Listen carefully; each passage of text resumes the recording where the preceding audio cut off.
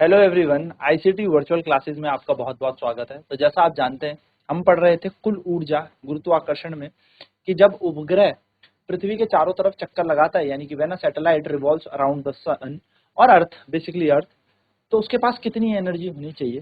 तो total energy हमने देख ली थी कि जो टोटल एनर्जी होती है वो सम होती है काइनेटिक और पोटेंशियल का, यानी कि जो कुल ऊर्जा होती है वो स्थैतिक ऊर्जा और गतिज ऊर्जा का योग होती है। और वहां से जो कुल ऊर्जा बनती है वो बनती है -1/2 GME/RE, जहां पे ME का मतलब था मास ऑफ अर्थ, यानी पृथ्वी की द्रव्यमान। M का मतलब है उस उपग्रह का द्रव्यमान जो घूम रहा है, और RE का मतलब है रेडियस, यानी कि पृथ्वी की त्रिज्या, है ना। तो जो टोटल एनर्जी होती है किसी ऑर्बिटिंग सैटेलाइट की, वो हमेशा नेगेटिव होती है, यानी कि उपग्रह की कुल ऊर्जा ऋणात्मक होती है। ये हम जान चुके थे। आगे की बात करते हैं और बात करते हैं बाइंडिंग एनर्जी की, कि बंधन ऊर्जा क्या होती है। क्या होती है बाइंडिंग एनर्जी, इसके बारे में थोड़ा सा बात करें।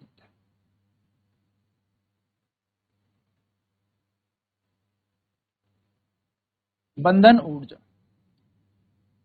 तो मान लो कि अगर कोई सैटेलाइट इस पृथ्वी के चारों तरफ घूम रही है, ये उपग्रह इस पृथ्वी के चारों तरफ घूम रहा है, तो किसी ऊर्जा से ये बंधा हुआ होगा। किसी ऊर्जा से तो ये बंधा हुआ होगा, जो कि हमने पढ़ी कुल ऊर्जा।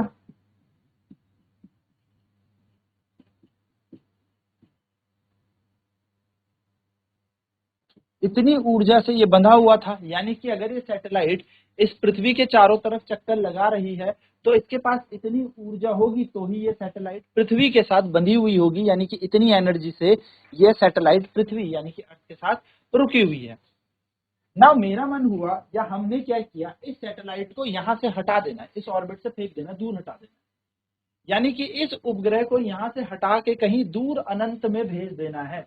यानी कि पृथ्वी के गुरुत्वाकर्षण क्षेत्र से हमें इस उपग्रह को क्या कर देना है, हटा देना है। तो हमें कौन सी ऊर्जा उसको देनी पड़ेगी, हमें देनी पड़ेगी बंधन ऊर्जा। हमें बात करेंगे किसकी, बाइंडिंग एनर्जी की।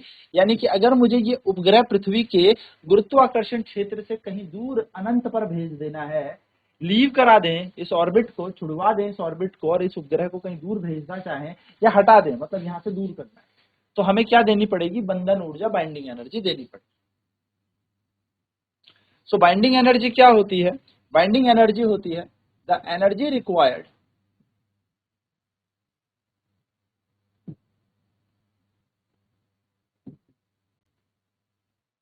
To leave a satellite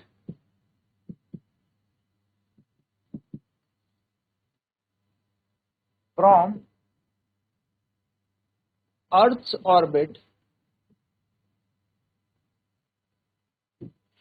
and send it to infinity या लीव इट टू इंफिनिटी। ठीक है, उसे अनंत पे भेज दें, and escape it to infinity is called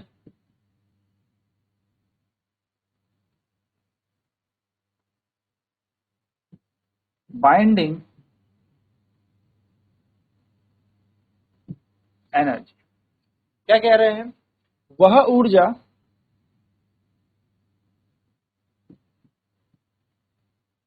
जिससे किसी उपग्रह को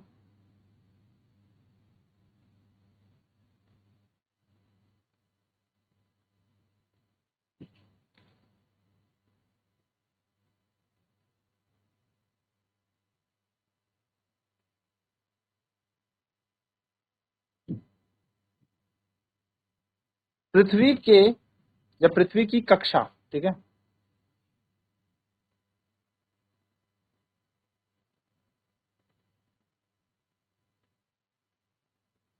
वह ऊर्जा जिससे किसी उपग्रह को उसकी कक्षा से हटाकर पलायन करने में, वह ऊर्जा जिससे किसी उपग्रह को उसकी कक्षा से हटाकर पलायन करने में दी गई हो, बंधन ऊर्जा कहलाती है।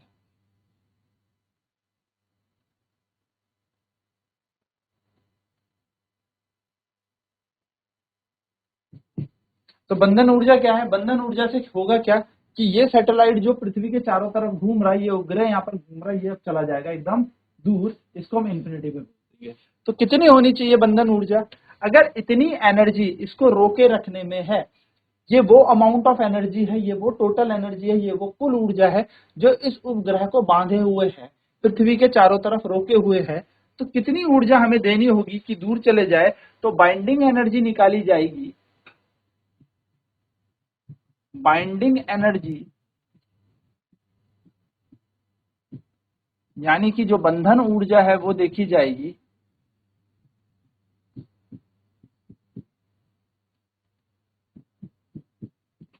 प्लस का हाफ GMEM बटा R। ये हो जाएगी बंधन ऊर्जा। हम एनर्जी प्लस में देंगे, ठीक है, इतनी ऊर्जा देंगे और वो पृथ्वी की सतह को छोड़ के निकल जाएगी। चलिए जल्दी से नोट करेंगे फिर आगे बढ़ते हैं। तो ये टोटल एनर्जी है, हाँ, दिस इज टोटल एनर्जी। इसको बाइंडिंग एनर्जी मत कर देना, this is total energy to hold a satellite in its orbit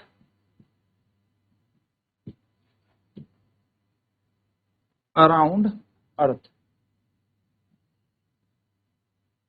ये कुल ऊर्जा है जिससे एक उपग्रह जो है पृथ्वी के चारों तरफ रुका हुआ होगा अपनी कक्षा, ठीक है। तो ये है कुल ऊर्जा, ये कुल ऊर्जा है प्लस -1/2 GMEM/RE। और अगर आप इसको प्लस कर देंगे तो इतनी ऊर्जा से वो रुका हुआ था, अब इतनी ऊर्जा उसको दे दो तो वो अब पृथ्वी की सतह छोड़ देगा, यानी कि वो पृथ्वी के चारों तरफ जिस कक्षा में घूम रहा है वहां से चला जाएगा। उसको हम कहेंगे बंधन ऊर्जा। जल्दी से नोट करेंगे। बंधन ऊर्जा क्या होती है? The energy required to leave a satellite from earth orbit and escape it to infinity. यानी कि क्या किया जाए, जब किसी उपग्रह को ऊर्जा दी जाए जिससे वो पृथ्वी की कक्षा जिसमें वो घूम रहा है वहां से क्या निकल जाए? अनंत में निकल जाए, बंधन ऊर्जा कहलाती है। तो बंधन ऊर्जा हमारी इतनी, हाफ बन जाएगा, माइनस की जगह क्या बन जाएगा? प्लस, ठीक है, याद रखना। Where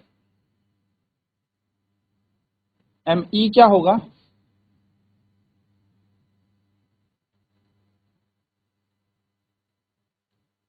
mass of the earth है, M का मतलब है मास ऑफ सैटेलाइट, उपग्रह का द्रव्यमान, RE का मतलब है रेडियस ऑफ अर्थ,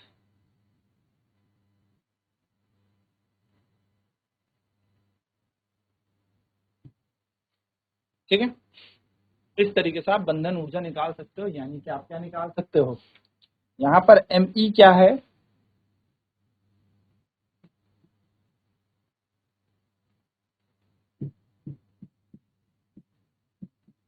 पृथ्वी का द्रव्यमान। M क्या है? उपग्रह का द्रव्यमान। RE है हमारे पास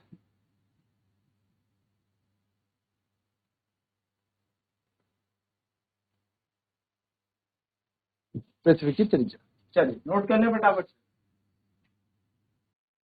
चलिए क्वेश्चन करते हैं। एक क्वेश्चन है, the acceleration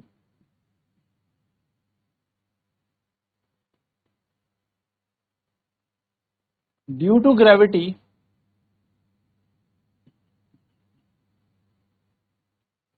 on the surface of moon is 1.67 metre per second square, ठीक है। इतना हमें क्या दे रखा है? एक्सेलरेशन ड्यू टू ग्रेविटी दे रखा है। आगे कहा है the radius of moon is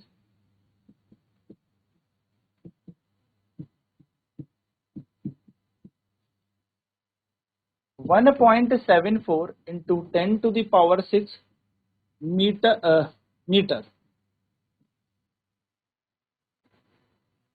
calculate its मास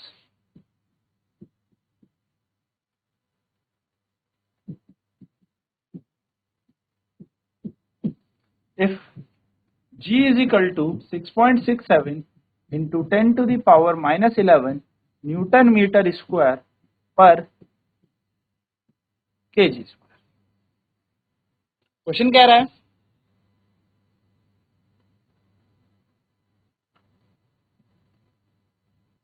चांद की सतह में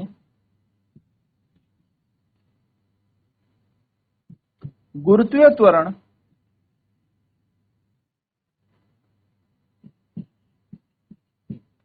1.67 मीटर प्रति सेकंड का स्क्वायर है। यदि चांद की त्रिज्या या चंद्रमा की त्रिज्या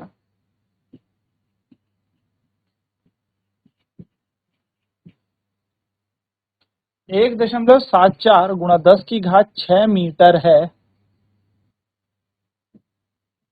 तो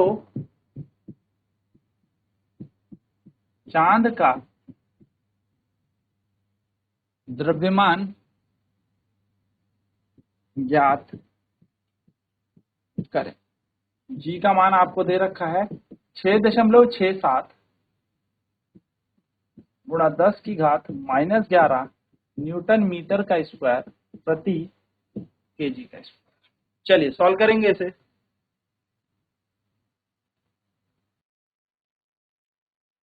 तो हमें क्या क्या दे रखा है, गिवन डाटा हम देखेंगे। तो हमें दे रखा है सबसे पहले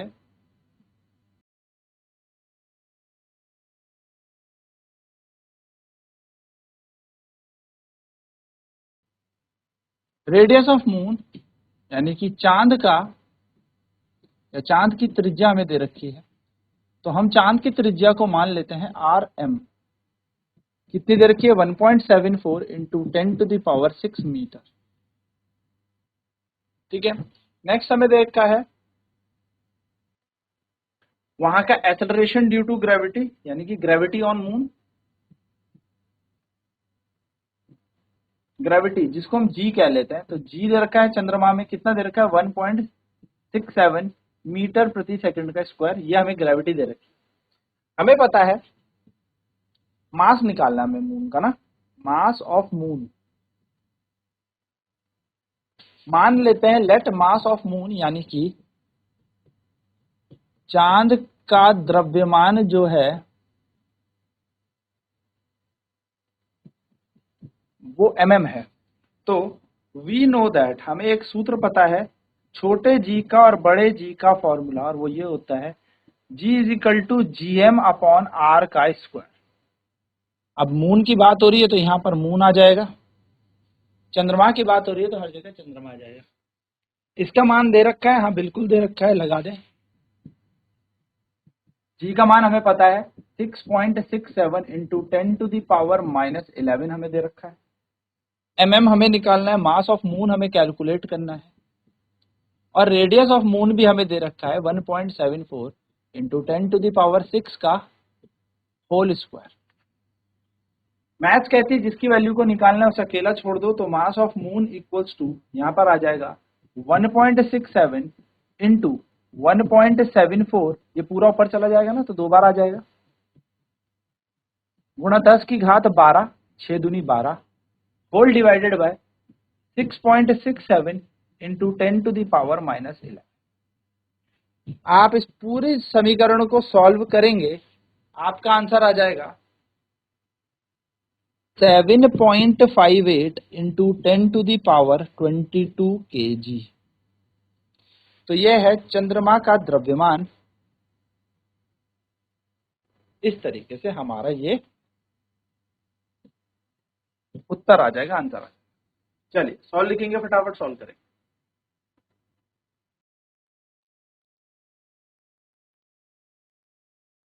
तो यहां से हमारा चंद्रमा यानी कि मून का द्रव्यमान निकल गया है 7.58 गुणा 10 की घात 22। यहाँ पे हमारा क्या आ गया, ये मास ऑफ मून आ चुका है। ठीक है, चलिए फटाफट से नोट करेंगे इसे। चलिए अगला क्वेश्चन देखते हैं। क्वेश्चन है at what height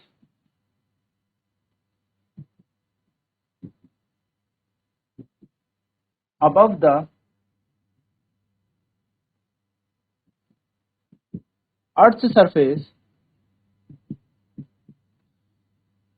at what height above the Earth's surface the acceleration due to gravity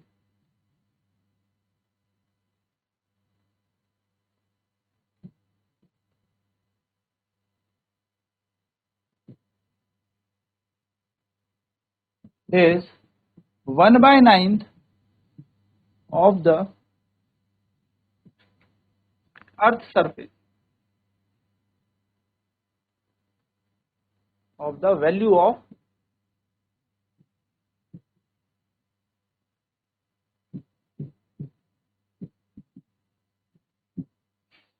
वो कह रहा है कितनी ऊंचाई पर जो गुरुत्वाकर्षण त्वरण है पृथ्वी की सतह का 1/9 हो जाएगा।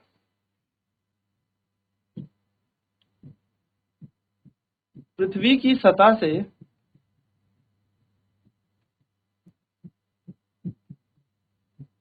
कितनी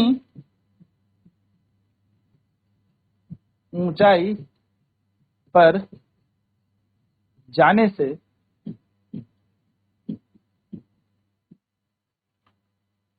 गुरुत्वीय त्वरण का मान पृथ्वी की या पृथ्वी के मान से या पृथ्वी के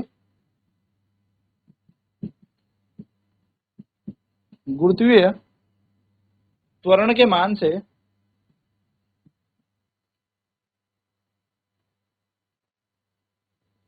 मान का 1/9 हो जाएगा।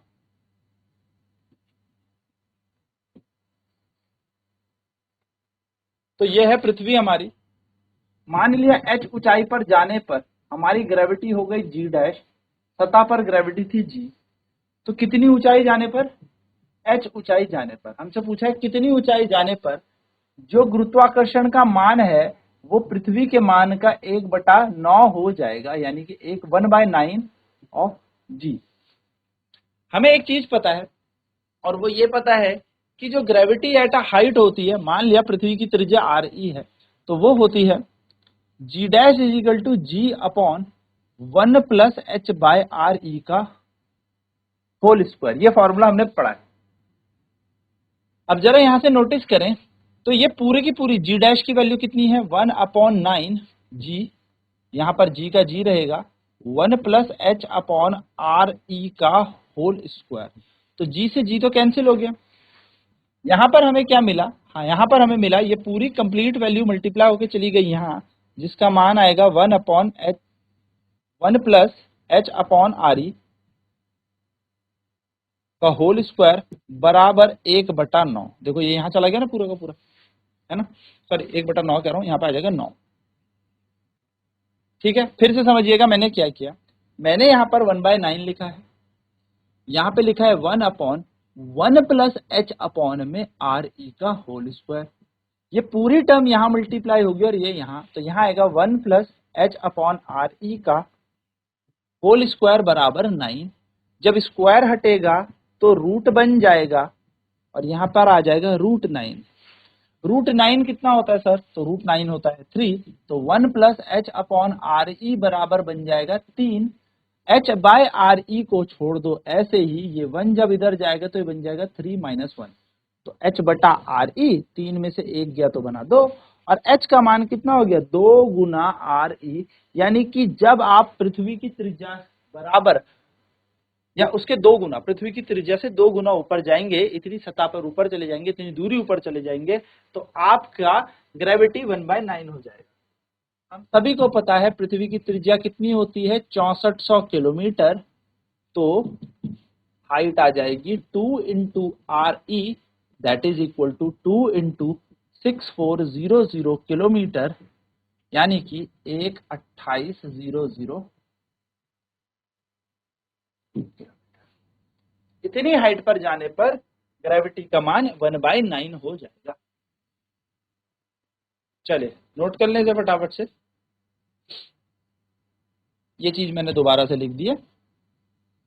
ये g है ना, g डैश का मान है g अपॉन में 9 यहाँ है जी अपॉन में, ये जी है, ठीक है, 9 और जी में कंफ्यूज मत होना, 1 plus H upon R E का होल स्क्वायर, ये कट गए तो ये एंटायर वैल्यू यहाँ आ गई और ये वाली वैल्यू यहाँ चली।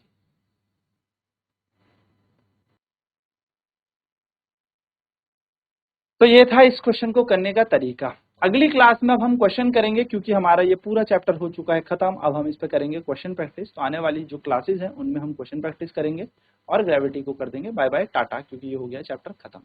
तो मिलते हैं आपसे नेक्स्ट क्लास में, तब तक आईसीटी वर्चुअल क्लासेस में बने रहिए। जुड़ने के लिए बहुत बहुत धन्यवाद। आपका दिन शुभ हो।